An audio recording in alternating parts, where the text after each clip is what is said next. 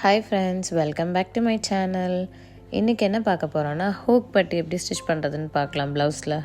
இப்போ 2 ஃபேப்ரிக் எடுத்துக்கலாம். ஒன்று வந்து 1.5 இன்ச்சுக்கு ஒன்று, இன்னொன்று வந்து 2.5 இன்ச்சுக்கு ஒன்று எடுத்துக்கலாம்.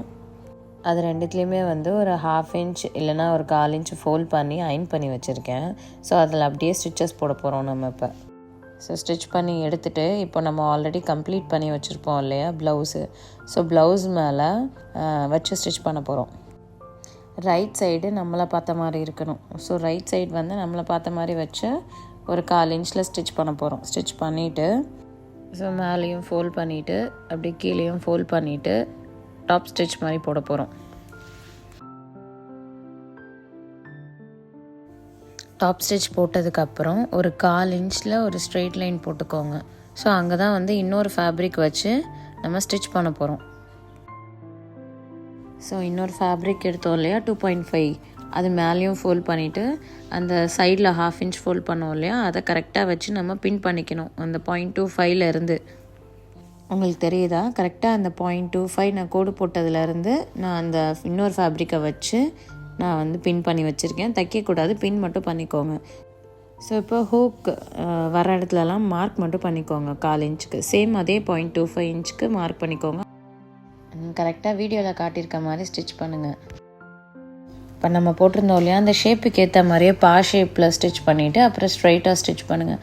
திருப்பி அந்த ஹூக் வர இடத்துல ஷேப்பில் ஸ்டிச் பண்ணிவிட்டு அகெயின் ஸ்ட்ரெயிட் லைன் ஸ்டிச் பண்ணுங்கள்.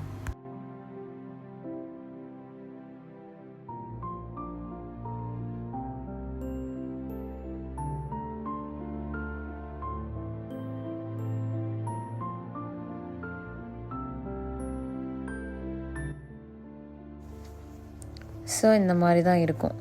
ஸோ இப்போ ஸ்டிச் பண்ணதுக்கப்புறம் என்ன பண்ண போகிறோன்னா, அந்த ஷேப்பில் இருக்கும் இல்லையா, ஸோ அதை மட்டும் நம்ம இப்படி சீம் ரிப்பரை வச்சு எடுத்து விட போகிறோம். ஸோ அப்போ தான் ஹூக் உள்ளே போகும்.